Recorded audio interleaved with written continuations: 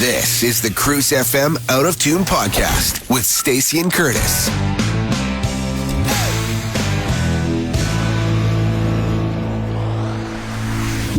I don't want to start off with the episode numbers anymore because I've completely lost track and we haven't really been labeling them. Let's call them episode 10 every week from now on and see what happens. 10 from now on. What's episode 10? It's episode 10, the big X. If you're a fan of Roman numerals. Well, there you go. Or Twitter. Yeah. Oh. Sorry. You tanked it already, Stacey. I did. Dang it. Anyway, it's the Out of Tune podcast with myself, Stacey, and my friend Curtis Anderson. And we like to talk about stuff from when we were younger, back in like the 80s, the 90s, all the good stuff that makes you feel warm. No, that's going to turn south. Just the good memories. The good memories, yeah. At last year's Christmas party, we found out we were almost the exact same age. Mm-hmm. And we were talking about growing up in Saskatoon in the 80s, and now everybody pays for it. Yeah. Now we have a podcast. Guess what? We have microphones. We have a podcast in your face. Let's go. Saskatoon, growing up in the 80s. Why not? It's a very common theme that runs through a lot of people's veins here in this city. Another common theme is the pre-production meetings and the hours of notes we go through before we hit record. Because we want this 20-25 minutes to just be tight and on point. So tight. All killer, so no filler. Pointy. So we sat down 2 minutes ago with a vague idea, and then right before you hit record, you said, actually, let's do this topic instead. I flipped. You flipped. I did at the last minute, because this is the thing. I like a little bit of organization, as in 2 minutes before thinking about a few things. I don't want to overdo it. I don't want it to be too structured. I like the loose flowiness that we've had. Well, you morning show hosts are a crazy breed. I mean, you just come up with stuff. Off the top of your head, you have to. Sometimes there are situations where it's like, oh my God, I need to talk in 5 seconds here. What am I going to talk about here? And you come up with, So I have just attached my train cart to your engine and follow you wherever you go. Choo choo. Yes. Let's do it. Okay. It was weird in my head as I was saying it, and it got even weirder. I was like, I don't. Just stop. Yeah. You could have just potted my mic down for that and saved me. You could have just said, you know what? Now. I'm happy to be along for the ride. That would have been great. Well, no one can see you blushing. It's fine. That was very uncomfortable. That's okay. Thank you for not pointing it out. I know. I just wanted to watch you sweat. Okay. So, Stacey.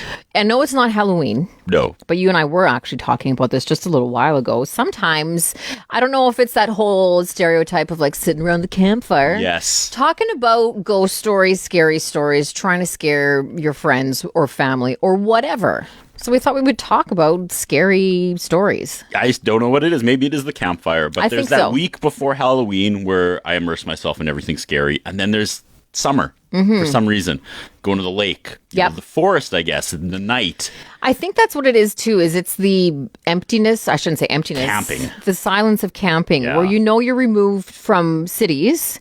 Like my family has a spot at Chittick, and someone was asking me, they're like, "Is there a police detachment at Chittick?" And I was like, "I don't think so."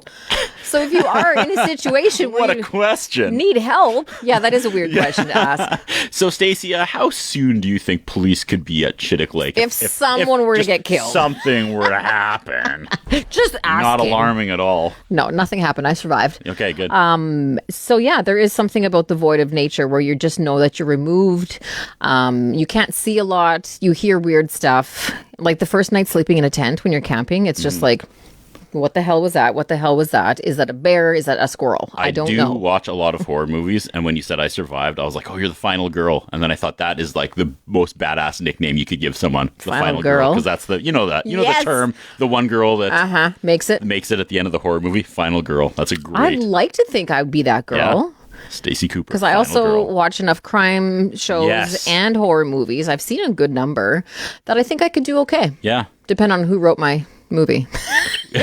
And what they included. Who would play you? Would you? Okay, you'd be like the victim that survives, or would you be the killer? Oh, I'd be the victim survives. Okay, yeah. Gotcha. I don't want to kill anybody. Okay, I don't know. Terrible.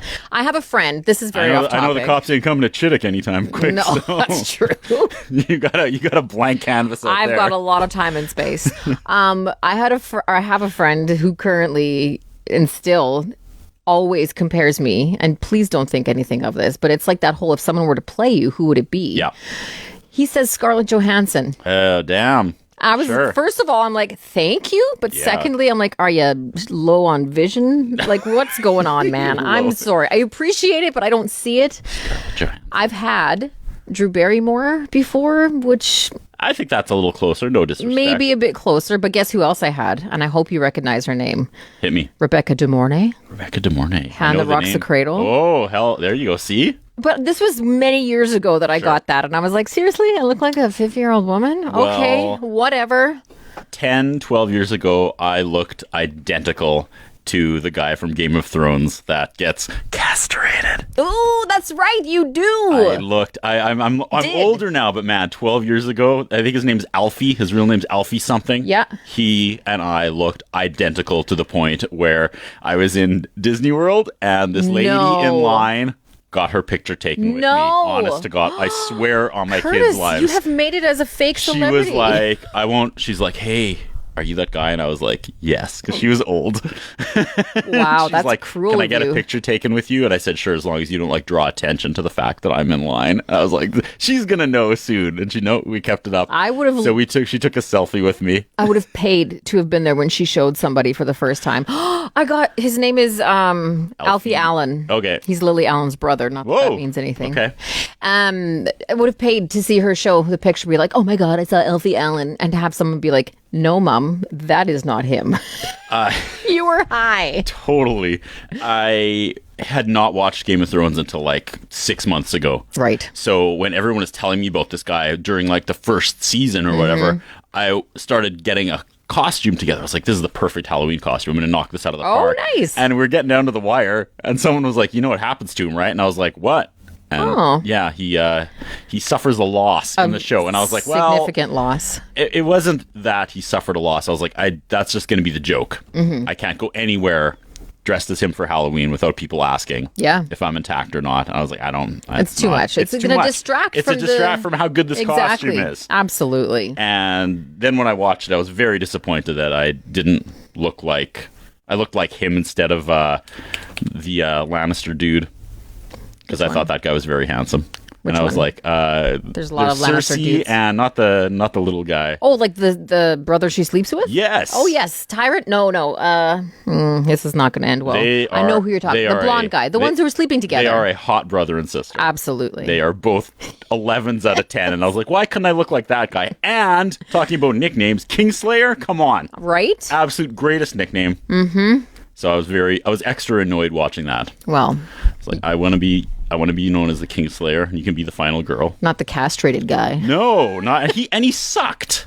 I mean, we're not supposed to be talking. We're supposed to be talking about ghost stories, but it's okay. We have complete control over this. I hated myself in that show. Yeah, he was not a good character. Terrible from start to finish. There were a lot of terrible characters. Let's face it. Like back then, nobody cared about anything. Quite frankly, we do care about this podcast, and we are going to talk about scary things. Do you ever, do you have a legit ghost story? I have one legit ghost story, absolutely. Okay. I think I have one too. Okay. You go first. Are you sure? Yes, okay. Please. 2019, December. Yes. it would have been way before this, because I was still being... No, I guess I would have been, yeah. I was still stay-at-home dadding in 2019. Okay. I came back here in 2020. So I was at home with my daughter. We had just got back from swimming. Wife was at work, son was in school, probably 11 o'clock in the morning. I was making a homemade Christmas gift for a friend. He has a band, and I made a clock with all his band members made out of Lego. Oh my God. Yeah, it was really intense. I love making gifts for people, right? Wow. So put me on the list. Okay. Sorry. Right. Hashtag final girl. Yeah. So I had everything all ready at the table. I'm like, hey, my daughter's got to be tired. I'm going to get her set up in front of the TV with a snack, and then I'll have like a good 15 minutes to commit to actually opening up the new thing of crazy glue and gluing them on, right? Yeah. Because you don't want to be distracted, right? So I get all ready. I put her on the couch, and then I open up the glue, and I've got paper, where my glue on so I don't hurt the table, down. right? Yeah. So I am just starting, and she's like, Dad. And I'm like, of course. And I wasn't even like mad. It was just like, of course, she needs something already, right? So I put the glue down on the newspaper, and I go and I'm like, what's up? And she's like, oh, I'm out of water already. And I come back, and the glue cap is on the other side of the table, sticking up. What? Yeah. And so, like, I pulled it off, and there's a little circle where it ripped the paper. No, it wasn't on the paper. It was on, like, the finish. Oh. And I stood there, and I stared at it, and I was like, why? Like, it couldn't have rolled and sat up. Well, because you think, like, would it have enough velocity if it was rolling to, like, all of a sudden, woo, and flip over and no reason and stand to up on its own? Because there were other round things on the table at the time, like Lego pieces and stuff. Weird. And it was like, I couldn't even have reached that if I, like, stretched, because it was, like, the long way across the table. Yeah. So I was like, okay. So I glue it, and I'm like feeling really uncomfortable. So I'm like, let's go downstairs. And so we were downstairs, which is like our happy play, rumpus room, #80s, rumpus right? Room. Yes, I love it. And rest in peace, Spotty, our little yappy dog. Always barked when someone came to the door. Oh my god. So this is like 10 minutes later, right? So we're downstairs, and then I hear the guy delivering flyers, the up, close of the mailbox, Spotty's barking. Okay. That's normal. And then probably 4 minutes later, she starts barking at the door again, and she is going nuts. And I had ordered some stuff off eBay, so I was like, okay, maybe they're delivering, our doorbell doesn't work. Maybe they're waiting, for a signature or something. Right. So daughter and I go upstairs, and we are just walking to the door, and all of a sudden, beep, beep, like someone's pressing the, like, code.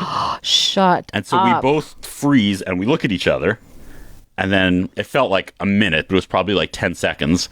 And then I went and I slowly opened the door, and no one was there. And I looked down the end of the block, and the guy that delivers our flyers was like way down there. Yeah. And so I texted him. I was like, hey, man. Oh, you know him. Oh, yeah, I do. Because he lives on our block. I was like, super weird question. No accusatory at all. But like, were you just punching our code to like mess with the dog? Because maybe you thought the dog, you heard the dog barking, and you're like, and he was like, no, man, like I was there like 5 minutes ago. Yeah.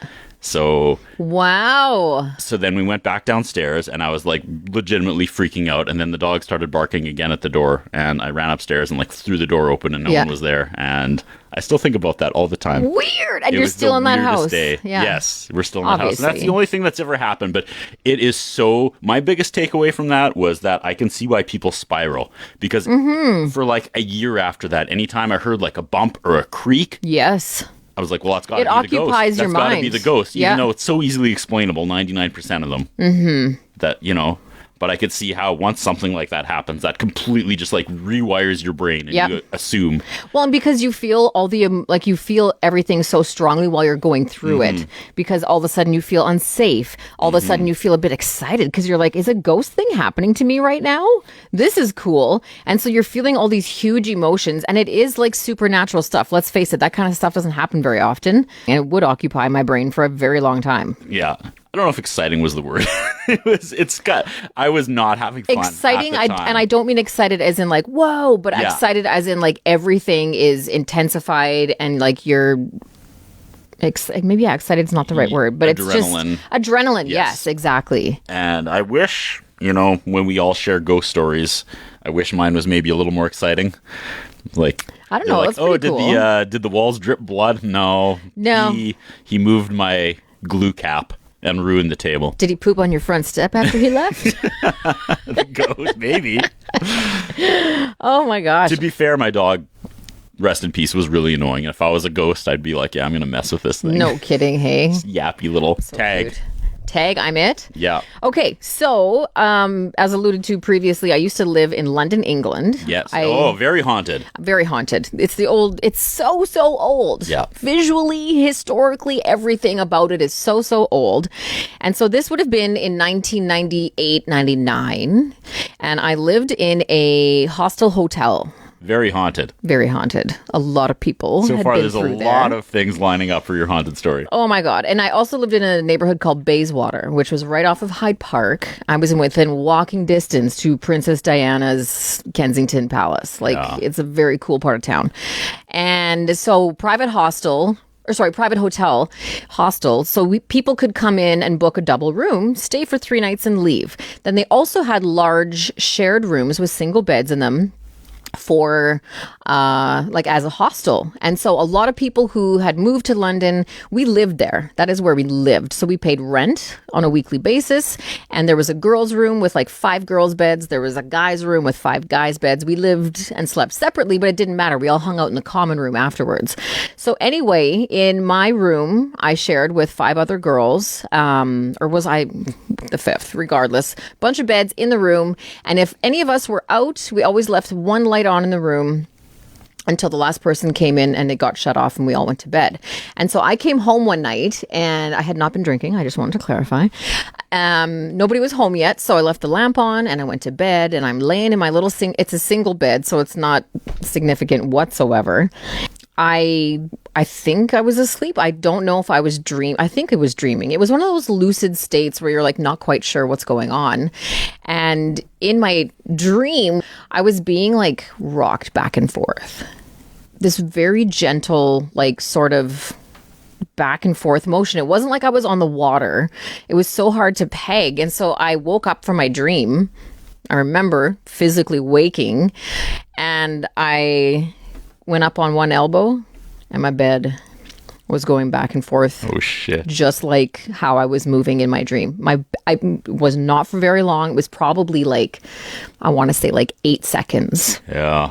But my bed was moving, and then it stopped, and I don't know if I became more conscious or what happened, but I immediately got up and I went and slept in a bed with a guy, my friend, upstairs in the guy's room, because I was so scared. And the minute you tell a ghost story, sometimes people try to rationalize it, right? Like you were saying, did the lid roll down the table and flip itself over? Yeah. And so I told people, I was like, oh my God, you guys, here's what happened last night when the girls got home. I told them. And somebody tried to justify it with the fact that we also lived by the tube, which is like the subway. Yeah. And so the tubes running underground are going to your bed. What the? Okay. That was the excuse. And like it never happened more than that one time. Mm-hmm. So it's the tube went by every single night, all the time. So I had no justification as to what it could be. And yeah, the building that we lived in was, I think, 200 years old. Like it was ridiculously old. Maybe not 200, but still. Super troubling, very unsettling, and like the physical things that happen, right? Like when you see something or you feel something and whatever, it messes you up. And I had a really hard time sleeping for a very long time after that. Yeah. Because it was just... See, I never thought about that excuse. I thought maybe it was that guy's buddy under your bed shaking it so you'd run into his bed. Into his room? Go shake her bed. I want to see if she'll come upstairs. And it worked. Brilliant. Right? Well executed. Yes. No, that sounds terrifying. Yeah, it was weird. It was very, very weird. And I had heard from other people who lived in the hotel hostel with us of other random stuff happening. Lights going on and off, doors closing when they shouldn't. Definitely footsteps. There were so many people who lived there that you always heard footsteps, but sometimes you heard footsteps when you shouldn't have. So little things like that. But the shaking of the bed was probably the most significant for me. I had a friend. Well, she's still my friend, but we went to elementary school together, and she lived out on an acreage/farm, and her parents would throw the greatest Halloween parties. Oh, and fun. I think that's where my love of like scary things began. Yeah. But she grew up and legitimately claims, should put that in there. Claims, okay. That she's been haunted her whole life. And I finally... She herself has been haunted by something. Wow. And I interviewed her, and we rolled on like 4 hours of audio, and I transcribed it. This was like in 2013. And I was submitting it everywhere, and all these like online magazines were like, this is way too long. Do you want to cut it down to like 300 words of the best? And I was like, I really didn't. And I didn't know what to do with this. So then I got a voice actress to revoice. And I just posted it on my YouTube channel in like 4 or 5 parts. And it's like what we were talking about. Like, it's gone on her whole life. Yeah. And she just lives with it, but it's nothing super scary. So from her perspective, it was just like, you come home in winter, every single window in your house is open. You're like, well, thanks. That cost me money. Oh, geez. It's stuff like that. Right. Nothing terrifying or dangerous. She's never felt in danger, but the weird stuff just... I don't know if it still happens. Well, and that's the Fascinating. thing, right? Between like, I don't want to say possession, like where you have a friendly ghost or an evil ghost. Yeah. Maybe it's somebody who wants to mess with her because they're bored in the afterlife or wherever they happen to be stuck in limbo and they just want to do little things like that. It's when, like evil stuff starts happening. Yeah. I've seen a show where they apparently caught some paranormal, like, activity where the baby got scratched in a crib by this entity that was in this house, and it was bad stuff that was happening. I would be so down with a good ghost. Like, sign me up. I would be so down with that. When she grew up and talked to her parents about it, because they had this sprawling property just on the outskirts of town, and they were kind of like, well, yeah, a few times here's the thing, the cops did come and they found more than one people who had... And I'm using this word because I'm watching so many like podcasts and stuff. Unalive themselves somewhere on their property. Unalive themselves. So that added to it. 100%. But 100%. But yeah, it's crazy. Her story's crazy because she moved out and she kept getting kicked out of like apartments with roommates. Because the weird stuff was happening. They're like, it's you and you got to go. Oh my God. And once you realize you're the problem. Yeah. It's like, I'm haunted. She has a picture that I put up of what she drew when she was like little, and it's terrifying. Oh my God. Yeah. So, shout out my unnamed friend. Cool. Yeah, that was cool. Have you ever had the privilege of touring the Bessborough? No, but we did. For work, when I used to work at Shaw TV, I didn't tour the Bessborough, but we toured the Western Development Museum.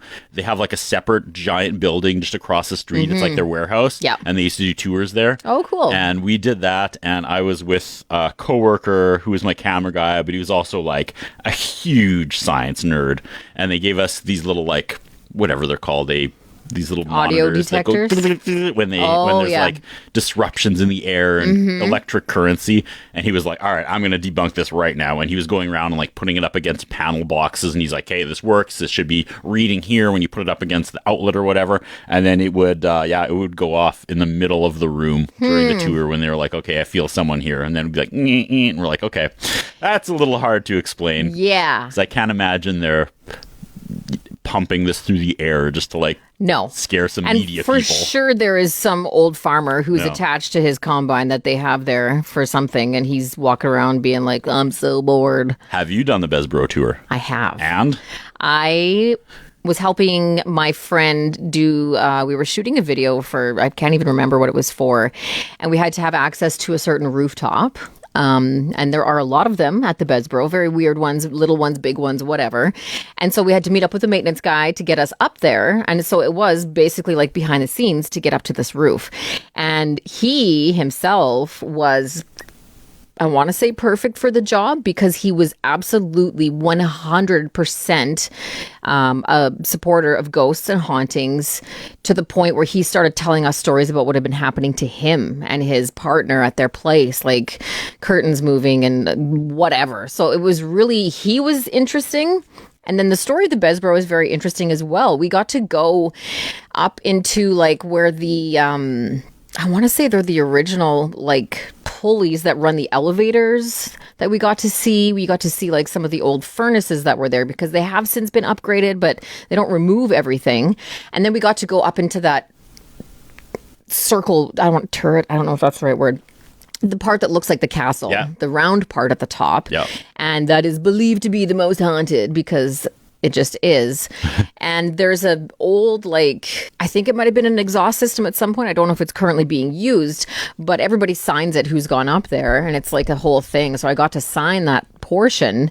And then, of course, he went through the stories where it's like the bellboy who was either pushed or fell off a balcony and cracked the floor in the lobby. There's apparently a crack still. From a bellboy. And I've been in that hotel so impact. many times. I've never taken the time to look. Yeah. Also, how heavy is a bellboy that he could crack a marble floor from, I'm assuming, 3 floors up? Oh, maybe he's a big dude. Maybe. Maybe. He was a big bellboy. Let's fat shame the ghost bellboy. Should we? That's going to end well for us. We're going to be haunted too. I'm going to go home and my fridge is going to be empty. No! No, he took all my food. Fat dead bellboy. Fat dead bellboy. He's after me. Is that a hashtag? Not last girl. Hashtag fat tag. Fat tag bellboy. Fat tag.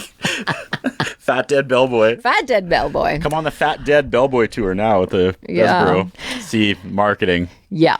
Opportunity. I also, my bestie, she used to live in Vancouver, and I wish I have a bad memory. I don't have a great memory. Mm-hmm. And her sister is one of those people that weird shit happens to. Yep. Ghosty stuff, paranormal, spirits, seeing things, random stuff in life that happens to her is never amazing. It just stuff happens to her. And so again, Vancouver is it's old as well. Not as old as England, but there's a lot of haunted stories out of there. And every once in a while, she'll tell me a story about something that happened to her sister, where it's like one time she saw the bed depress. Yeah, like someone sat down. A room that she was in, she saw the bed depress. And I was like, again, that's like for sure visual stuff that's happened, right? So she's told me a bunch of stories, and I wonder what it is like to be somebody like that weird stuff happens to all the time, because like you said, at one point you have to just accept it. Unless you're going to go get yourself like exercised, which sounds terrible. Exercise or exercised? Both. Yeah. Yeah. Get some exercise while you're exercised. Yeah. That's the next gym. There you go. Exorcision. Exorcision, yeah. Join your spin class and release yourself of your demons. There you go. All right. That'd be amazing. Keep going. So yeah, I've heard a lot of stories from them as well. And she's one of those haunted people where just stuff happens to her and she's okay with it. Nothing's been terribly, life altering, but it's definitely something that she attracts to herself. Okay, we can blame her. I'm bringing this up for the very first time ever on this podcast, but my parents shut up recently sold their house, Stacey. Get out of town. They did. On Bell Crescent? How did you know? You're hearing about this for the first time. Curtis. So the last weekend we had the house, my sister and I had a sleepover there. And just like, you know me, sentimental, told some stories. And I had never heard this before. She told me this for the first time in our lives. She said when she was 15, I guess my parents took me and left her alone for the first time ever. We went somewhere overnight and she was like, I can handle it. Overnight at 15? I guess so. Okay. 15's pretty, that sounds right. 15? Yeah, I guess you can almost drive. And she said she was there by herself upstairs. And then suddenly she heard like my mom's sewing stuff fall out of the closet downstairs, and she was like, well, that's weird. So she was going to go downstairs because she assumed it was the cat. Right. She's like, maybe I should check and see if the cat's here. And so she said she went to her room and the cat was asleep on the bed. And as she was looking at the cat, she heard a chair being dragged downstairs. Yeah. Holy crap. So she said she got a knife, which is really funny because my sister was like the smallest human being in the world. Like she literally was probably 100 pounds when she was 15. Mm-hmm. And she said she was just like, she knew this was dumb. She's walking down the stairs, this 100-pound, 15-year-old girl with a knife. What's she going to do? And she said nothing had fallen. Everything was where it was. She just heard these sounds. And she said she was like crying. And she was like, do I go get the neighbors? Yeah, right. Because, and then they're never going to trust me again. So she called some friends and they came over for a while. Yeah. And I was like, holy crap. First time being alone and that happens? And and then it reminds me of this. I looked at this story in a different light. Okay, I was in grade 10. Mm-hmm. My parents had just redone the basement. So gone was the 80s carpet covering the stairs. Of course. It was laminate flooring now. Ouch. So I'm in grade 10. I'm home at lunch from Walter Murray Collegiate. And I'm flying down the stairs to the basement. And I fell. And it was like, I could not have fallen worse. I ducked and rolled. And I remember doing 2 full somersaults down the stairs. Oh my God. Right? And I hit the ground and I just started crying because I'm like, I'm afraid to move because something is wrong. Mm-hmm. And my mom comes running down the stairs and I like picked myself up and started doing inventory and I didn't even have a bruise. Weird. And at the time, I was like, oh, I guess I'm a stuntman. Apparently. Look at me. I was probably closer to the fat bellboy, leaving a mark on the... Fat dead bellboy. Fat dead bellboy at the bottom of the stairs at that point in my life. But I was like, man, like, I'm pretty nimble. I'm okay. And then after she said that, just immediately I snapped to that. I was like... That's pretty messed up that I was not hurt at all from that. Were you held down the stairs by something? Was I guided? Maybe. Was the ghost putting pillows? Because you would think like full duck and roll, 2 forward rolls on down the linoleum, stairs. come on, there's got to be something. And I was fine. Maybe your velocity was so high that I your barely impact touched. was low. Yeah. Yeah. Maybe you're haunted too. Maybe. Those are my 2 and the second one, again, it may have just been pure luck. It's like you said, maybe I was just going so fast. Yeah. Because I was kind of a chubby kid, so maybe my velocity. But again, it was weird enough that it stuck with you that long that you continue to tell the story, right? It was weird that as soon as my sister told that story, that was the first thing that snapped into my mind, was that experience that I hadn't thought about for years. Right. So I don't know, maybe that was like, no, that was us. That was the ghost in the basement. Well, and a couple things have happened in the same house. So, well, 3 things have happened potentially. Oh my God. Well, the cap was in my current house. Oh, true. I was going to say, maybe we can have a show called The Haunting of Bell Crescent. Well, it's gone now. It's gone now. That's the new... I knew that. That's the new owner's problem. Exactly. Have you ever had the calling of the void? Do you know what that is? What is that? That's like where people are on like bridges or something, or on like the top of the Besbro, and then they'll just get this like weird urge to be like, what would happen if you jumped? Calling of the void. I think I've definitely. I did not know there was a thing for it. That's the label for it now. I've gone up on a bridge before, and is it the train bridge here? Yeah. Where it's got those little jut outs where it's like you could hop over and sit on them. Yeah. And I did that once because I'm an idiot, and I was like, "Let's write a passage." What if I did? Like, would I? I know it's very shallow down there. Yeah, you're not going to make it. Would I survive? What would if, how? Yeah. And then all of a sudden you're like, hey, let's be realistic here and not die today. But that's what people call the calling of the void, is there's that weird little voice. Okay. Interesting. This is my last troubled, scary story. So it is probably maybe 1990, 91, before they had the little underground passage linking the 2 malls, Circle Center and Wildwood. Mm-hmm. So you still had to go outside and cross the street. Mm-hmm. And we're standing there waiting for the light to turn red on the walk sign. I'm with my friend Andy Gale. There's traffic coming. And for some reason, I don't think it was an actual voice, but I just felt this. It was like, go. And I stepped out onto the street into oncoming traffic. And my friend Andy pulled me back and was like, what are you doing? And I think about that probably once a week. Oh my gosh. Yeah. And I mean, I probably wouldn't have died because, I mean, the cars aren't coming that fast. Yeah, but there was definitely a car coming. And I would have definitely got hit by a car. Huh. And I still can't explain that to this day. It was just like, go. And I don't think there was an actual like voice I heard. Right. But I just had this urge and I stepped out against the light for no reason whatsoever. And have you... Mid-conversation. Wow. Yeah. And it's never happened to you before. No. So shout out Andy Gale for dragging me back. Yanking me back and not trying to be dramatic, but okay, well now I want to look into saving my life. Call of the Void. I got to look into that. Find some podcasts about that. No. Call of the Void? I think that's what it's called. Call of the Void. Did I get it right? Or high place phenomenon refers to the sudden intrusive urge to do something dangerous, like jump from a high place or swerve into oncoming traffic, even though you don't actually want to. Yeah. I just got goosebumps. Right? Okay. Hey! Well, on that creepy little note, that was fun. More scary stuff obviously happening coming up at Halloween. Embrace the scariness. It's go camping. Right, but go stare into the void. You can't have a fire right now because of the provincial fire ban. Even scarier. So if you're around a propane fueled one, tell a few stories. Absolutely. Freak each other out. Okay, so yeah, that was Scary Stories. We'll be coming back next week for episode 10. 10. Once again. Yes. Thanks for listening to the Cruise FM Out of Tune podcast. Check back for new episodes wherever you get your podcasts or at cruisefm.com.